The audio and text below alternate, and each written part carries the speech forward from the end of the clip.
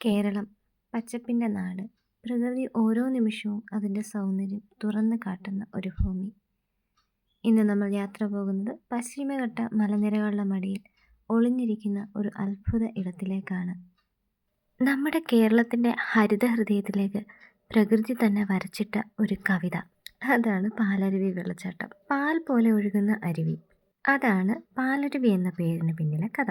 കൊല്ലം ജില്ലയിലെ ആര്യങ്കാവിനടുത്ത് പശ്ചിമഘട്ട മലനിരകളുടെ മടിയിൽ പ്രകൃതി തന്റെ മുഴുവൻ സൗന്ദര്യവും തുറന്നു കാട്ടുന്ന ഒരിടം. ഏകദേശം 300 അടി ഉയരത്തിൽ നിന്ന് വെള്ളം താഴേക്ക് പതിക്കുമ്പോൾ അത് വെറും ഒരു വെള്ളച്ചാട്ടമല്ല, പ്രകൃതിയുടെ ഒരു ആഘോഷമാണ്. ആ ആഘോഷത്തിന്റെ ഒരു ഭാഗമാണേ ആ കയറിപ്പോകുന്ന 2 പേര്. ഞങ്ങൾ ഉൾപ്പെടെ അവിടെ വന്ന എല്ലാവരും വളരെ അത്ഭുതത്തോടെ അത് നോക്കി നിന്നത്. ഒരു 300 അടിയിലേക്കാണല്ലേ അവർ കയറി പോകുന്നത്. മലയിടുക്കുകളിൽ നിന്ന് ഒഴുകിയെത്തുന്ന ഈ വെള്ളം പാറക്കെട്ടുകളെ തൊട്ടു തഴുകി വെള്ളനുരയായി താഴേക്ക് പതിക്കുമ്പോൾ നമ്മുടെ മനസ്സും അതോടൊപ്പം ഒഴുകിപ്പോകുന്നു. പാലരുവിയുടെ ചുറ്റുമുള്ള കാടുകൾ ഇവിടെ ശ്വാസമെടുക്കുന്ന ഓരോ നിമിഷവും ഒരു പുതിയ ഊർജം നമ്മിലേക്ക് പകരുന്നു.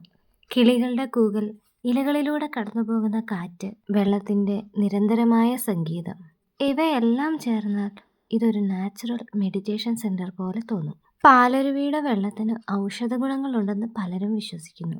അതിനാൽ തന്നെ വേനൽക്കാലത്തും മഴക്കാലത്തും ഒട്ടേറെ ആളുകൾ ഇവിടെ കുളിക്കാനായി എത്തുന്നു. അതും കേരളത്തിനകത്തും പുറത്തു നിന്നുമുള്ള ഒരുപാട് ആൾക്കാർ. ഈ വെള്ളം ശരീരത്തെ സ്പർശിക്കുമ്പോൾ ഒരു പുതുമ, ഒരു തണുപ്പ്, ഒരു ആശ്വാസം, അത് വാക്കുകളിലൂടെ പറയാൻ പറ്റില്ല. അത് അനുഭവിച്ച് തന്നെ അറിയേണ്ട ഒന്നാണേ.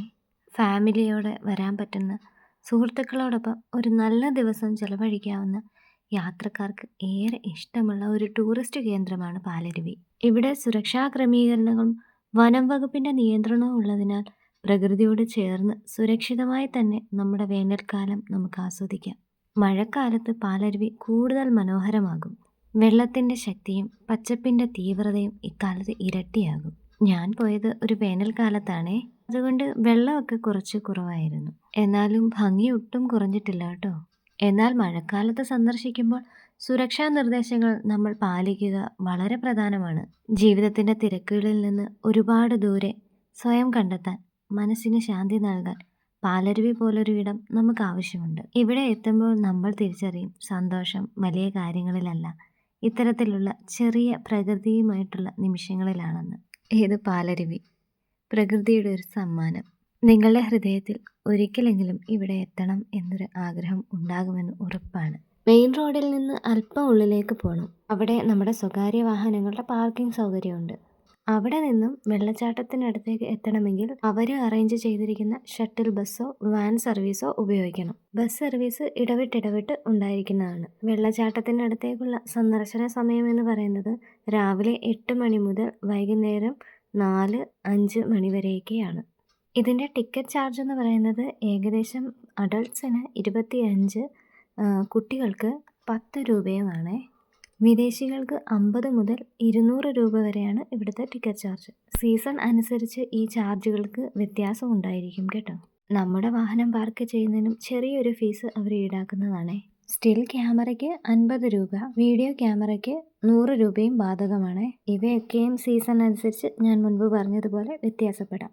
അപ്പോൾ എങ്ങനെയാ, എല്ലാവരും ഇപ്പോൾ തന്നെ പ്ലാൻ ചെയ്ത് തുടങ്ങുകയല്ലേ? മറ്റ് ടൂറിസ്റ്റ് കേന്ദ്രങ്ങളെ വെച്ച് നോക്കുമ്പോൾ ഇത് വലിയ ചാർജൊന്നുമായിട്ട് എനിക്ക് തോന്നിയില്ല കേട്ടോ. കുറഞ്ഞ ചിലവിൽ മനസ്സിന് നല്ലൊരു കുളിർമ കിട്ടും. ഒരിക്കൽ കൂടെ പറയുന്നു, മഴക്കാലത്ത് ഏറെ നമ്മൾ ശ്രദ്ധിക്കണം. വെള്ളം എന്തു തന്നെയായാലും അപകടകരമാണ്. കൊച്ചു കുട്ടികൾക്കൊക്കെ വെള്ളം കാണുമ്പോൾ ഒരു ആവേശമാണ്. നമ്മൾ മുതിർന്നവർ വേണം അവരെ നിയന്ത്രിക്കാൻ. ഞങ്ങൾ വിസിറ്റ് ചെയ്തപ്പോൾ അവിടെ സ്കൂളിൽ നിന്നും കുഞ്ഞുങ്ങളെ കൊണ്ടുവന്നിട്ടുണ്ടായിരുന്നേ. കുട്ടികൾ നന്നായിട്ട് അത് എൻജോയ് ചെയ്യുന്നുണ്ടായിരുന്നു. വെള്ളം കുറവായിരുന്നതുകൊണ്ട് പേടിക്കാനും ഇല്ലായിരുന്നു. വീഡിയോ ഇഷ്ടമായ ലൈക്ക് ചെയ്യാനും ഷെയർ ചെയ്യാനും കമൻറ്റ് ചെയ്യാനൊന്നും മറക്കല്ലേ. ഇതുപോലെയുള്ള നല്ല മൊമെൻറ്റ്സിൻ്റെ വീഡിയോകൾക്കായി എൻ്റെ ചാനലൊന്ന് സബ്സ്ക്രൈബ് ചെയ്യാനും മറക്കല്ലേ.